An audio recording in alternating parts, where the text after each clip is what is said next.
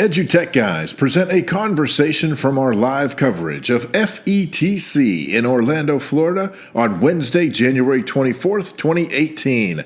Enjoy the program. Okay, well, my name is Santeri Koivisto and I come all the way from Finland, which is about, depending on how you measure, maybe 11 hours from here. Oh, wow. Yeah, so, well, my background is, I was a teacher, but then Minecraft EDU sort of took me, and I started the company with an American teacher and a developer from Finland, and that became the original Minecraft EDU, and then Microsoft came in and they acquired the IP from us, and then we were thinking, like, why don't we do this with 50 other games, and so now that's what we have been doing. Awesome. So right now, what's on your plate? What's cooking for you right now? Well, we just got out an article on TechCrunch about our fundraise and basically our hard launch for, we exist once more. I've been busy opening up doors, setting up pilots, getting good games for our platform. I don't want to disclose everything Sure. here, but there are, I would say that all the IPs that a teacher who's a gamer and plays games and thinks that, okay, these games might be really cool for my classroom, I'm pretty sure that all of those are either signed or very close in the negotiations. Awesome. For our platform. So it's going well. So you guys are going to kind of be a clearinghouse for games, educational based. It's funny, a lot of people ask us that, okay, so who's doing the pedagogical evaluation and all that? Okay, well, I mean, who's the authority over us in a way? I don't want to sound arrogant, but in a way, like, who do we turn to if we don't trust ourselves after what we learned with Minecraft? Sure. Right. Yeah, so that's an interesting... Tell us about that. Can you talk about how that all transpired from, in your opinion, good move, bad move? I mean, for Microsoft or for the Minecraft education community, or for the Minecraft. Well, I think that one thing that let's start with a critical note. One thing that we always wanted to really emphasize, and what we're doing today as well, is that we want to make it as accessible as possible. And unfortunately, that also means asking for a small sum of money, reasonable, sum of money, so we can, keep our independency and develop it and, make it better. So I think there's a great, clear win-to-win, but at the same time, or win-win situation. But and I think that with Minecraft EDU, that was really what we tried to pursue. Now, I think that when it comes for new teachers, when it comes to accessibility for Minecraft Education Edition, they have been doing a great job, and a lot of cool ideas are now available that were harder for teachers to do when we were doing it. But at the same time, I'm sad that they have made the access quite restricted with only their community, which breaks my heart in a way, because it's such a powerful tool that I would love to have for everyone. Pretty much. Well, extending that to what you've turned teacher gaming into. Sorry, I'll get it out eventually. What you've turned teacher gaming into is. You took those things that worked well with the Minecraft EDU before, and now, like you said, you're applying this to over 50 other games that we will all learn about in time, right? But like you said, if you're a gamer and you think of particular games, then there's a good chance that game is going to be on the list. I am a gamer, so my list is just whirring through, and I'm like, I cannot wait to see, A, if it's on there, and B, how that is integrated with the pedagogy in terms of using that game and tying it into the classroom. Yeah, no, it's a challenge. We have tried to make a scalable model as possible. So our system works in a way that we put in a plugin into every game. So whenever a student is playing or a player is playing the game, the machine automatically is looking at, okay, the interactions are what type of skills the player is showing, what they are, what can we learn from what they are just doing, and what we can report back to the teacher about what they are learning and what type of development they are showing. And also on the other side, that's sort of the back side of it. And then the front is that, okay, how can a teacher go into an interactive curriculum and just pick up, I want to teach rocket physics or Newton's second law, and we'll automatically deploy the right experience from the game pool to match that need. So as a teacher, you don't have to be a gamer teacher. You can be whoever wants to just engage and have nice experiences. Right. Well, just hearing you talk about that makes me realize that you're going into this knowing what you're looking for in the games that you're acquiring that we can't really talk about. But do you get what I'm saying? I mean, it makes sense, and I have to throw this one. I have to throw this one out there. You guys should. Wow, pretty interesting. The exact same thought processes that I think you would enjoy these guys. I think you're on the same page as the folks that. But you're but from different directions. Yeah, so different directions. I think it's a potentially really cool partnership that you may be able to develop like there. But we'll send that to you. I'm really looking forward to when that. Are you able to disclose about when all of that's going to be announced? So we just today announced there, like I mentioned, that we exist and the funding and all that. Hopefully, at the beginning of next month, we'll release the first big partnership with a certain very big gaming publisher. Okay, cool. So I mean, the legal department is currently like. Oh, I know they're freaking out right now, but no, let's don't get you in any trouble. No. But they are basically going through like all the paperwork. So hopefully, that's cleared. That's going to be really huge. There is going to be some amazing titles. Speaking of, mentioned the like, how can we be the clearance house that makes these games pedagogical? Yeah. I mean, I feel that the needed game mechanics and most of the content are already there, but now it's more about we are running at a certain.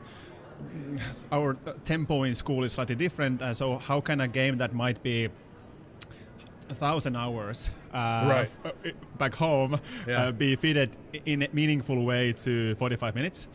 So sometimes it might be that, of course, we want to have the game experience for the children, for the student and the player as vanilla as possible.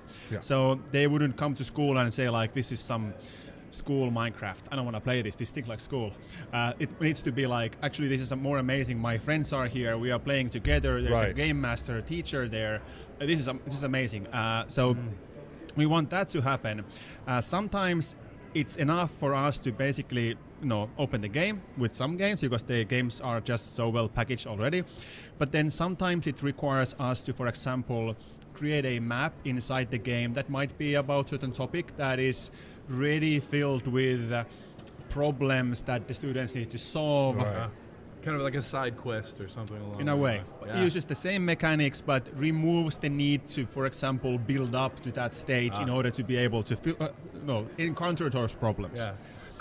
Create relationships so they can learn as they move back into the gameplay. So like if they need to understand a concept, they move over here, they understand that concept and they come back into the overall and gameplay. we always try to, like, every single experience with the games for the teacher is that there is a bit of theory that you can introduce that basically lays the foundation for what we are trying to do with the games. Like the sort of, you need to set the stage for the student to also think about like what I'm supposed to be focusing at. Yeah. It doesn't remove the fun from the game.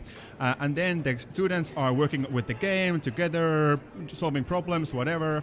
And then at the end, we provide the teacher a few questions that they can do like an assessment, but also connect the dots with what were discussed at the theory side and what was happening in the game, what do you think, and have that sort of formative assessments going on all the time, and keep track of what the students are actually learning, what type of understanding cognition they are building. Not only that, hey, you got 10 right, congratulations. Right. Yeah, exactly. So has in working with these other companies and building these partnerships, how, as you explain what it is you're trying to accomplish inside their environment, how easy or difficult has that conversation been with those game developers? Well, surprisingly, game developers are very flexible. They basically trust us that, hey, we are the entertainment people. We guarantee that this game is, best game ever, and and please, you figure out the education side. If you need from our side, if any help, modifications to the game, we are happy to help you with that. But in most cases, what we are prepared to also do is that the work is on our plate when it comes to the pushing it to education, but also making the technological adjustments to the game. Yeah. So and so I'm assuming that some of this is done through modding, creating your own mods for the games in order to accomplish this. So if you're able to talk about this, and if you're not, that's fine. But have there been situations where the game publisher maybe isn't necessarily, or hasn't been in the past, necessarily open to modding, but through your platform they say, okay, actually we see what you're doing here, so yes, we won't give you the keys to the kingdom, but we'll let you open these couple of doors to accomplish what you need? Well, yes, I mean that conversation at a certain level is always there, because of course everybody wants to protect their IP. Sure. Some game creators are just completely open to modding and just do whatever you want with our games, but sometimes there are certain limitations that for example, this if some sort of registration process, or like maybe the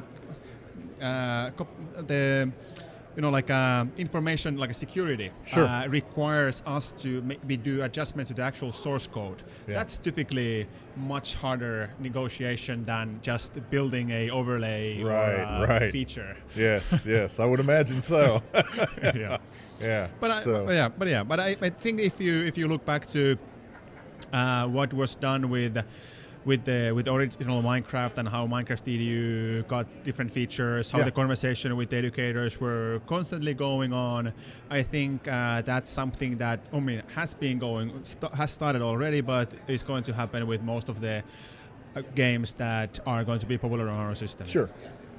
Well, and I can only imagine that as a game developer, if you came knocking on the door, and even if I hadn't heard of you before, and then you start talking about what happened with Minecraft and Minecraft EDU, that as a game developer, given that track record, at least for me anyway, I would be very open to saying, okay, let's figure out how to make this work, because Minecraft EDU was so successful the way you guys rolled it out and built it on top of what Minecraft already was.